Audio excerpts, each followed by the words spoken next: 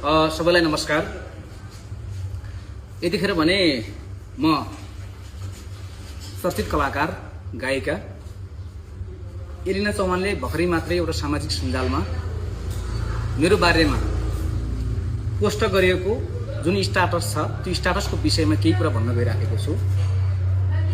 पहिलो कुरा त एलिना चौहानजीले लेखेका केही शब्दहरू रुकुमको एउटा ठग जिल्लाको नाम राखेर र एउटा ठग जस्तो शब्दलाई प्रयोग गरेर सबैजना सचेत रहनुहोला भन्ने कुरालाई मध्यनजर गर्दा मेरो एकदम गम्भीर ध्यान आकर्षण भएको छ।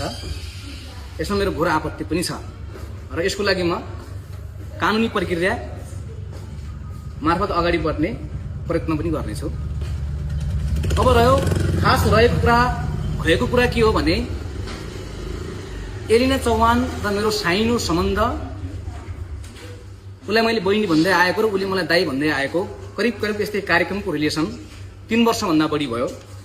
2080 सालमा मुसिकोट खलङ्गा आउँदा एलिना चौहानलाई मैले सुर्खेतबाट टेकअप गरेको थिएँ, जसलाई मैले प्लेन टिकट काठमाडौँ टु सुर्खेतबाट हाम्रो भुवन केसीको गाडीमा रुकुम ल्याएर 65,000 पारिश्रमिक दिएर त्यही गाडीमा फेरि सुर्खेत पठाएर त्यहाँको होटलको व्यवस्थापन गरेर काठमाडौँ पठाएको थिएँ पहिलो चरणको कार्यक्रममा।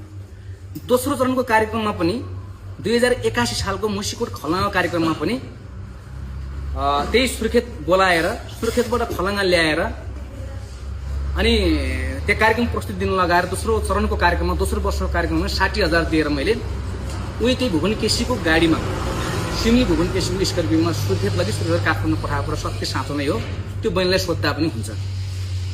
त्यसपछि तेस्रो चरणको कार्यक्रम चौरजारी महोत्सवमा गत साल 2082 सालको कार्यक्रममा चौरजारीमा मैले एलिना चौहानलाई बोलाएर त्यसरी नै गाडी पनि मेरो आफ्नै, प्लेन टिकट पनि म आफैले अप डाउन गराएर उसलाई मैले 80,000 रुपियाँ दिएर चौरजारीबाट पठाएको थिएँ।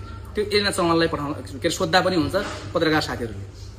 र अर्को 4औं चरणको कार्यक्रममा यही दोस्रो आर्टबिस्कुट महोत्सवमा पोहोर साल यही आर्टबिस्कुटमा बोलाएर एलिना चौहानलाई प्रस्तुति दिए बापत मेरो आफ्नो एकाउन्टबाट मेरो रिम्नाको छेउमा रहेको घरबाट 75,000 रुपियाँ उसलाई दिएर पठाएको छु र प्लेन टिकट पनि मेरै, गाडी पनि मेरै गरेर मैले पठाएको कुरा सत्य हो, अहिले पनि सोद्धा हुन्छ।